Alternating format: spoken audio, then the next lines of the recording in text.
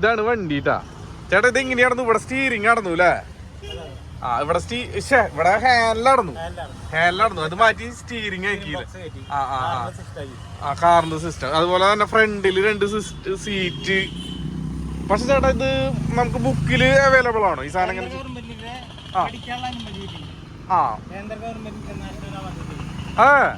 കേന്ദ്ര ഗവൺമെന്റിന്റെ national award കിട്ടിയിട്ടുണ്ട്.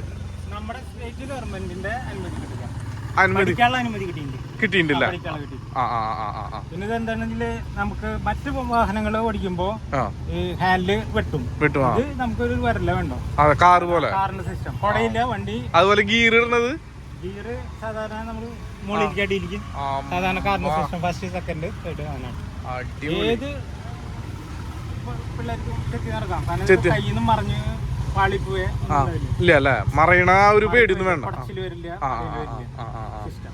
വലിയ വണ്ടിയിലെ വാഹനം ചെയ്യാൻ ഒരു കാലത്തും കേടുവല്ല. 15 വർഷമായി ഉണ്ടാക്കിയിട്ട്.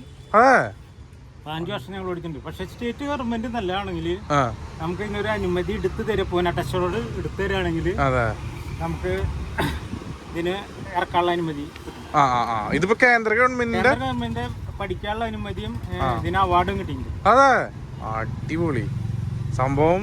ഇതിപ്പോ ചെലവ് ഇതൊക്കെ എങ്ങനെയാ ചേട്ടാ? ഇതൊക്കെ നമ്മള് സ്പെയർ പാർട്സുകൾ നമുക്ക് പൊളിക്കാൻ വേണ്ടി ഫിയറ്റ് കാറിന്റെ പാർട്സുകൾ അങ്ങനെ കിട്ടും. നല്ല പഴിച്ചു പണിത ഒരു 20 വർഷത്തോളം അതിന് ഒരു കേടുന്നുണ്ട്. അതെ അല്ലേ?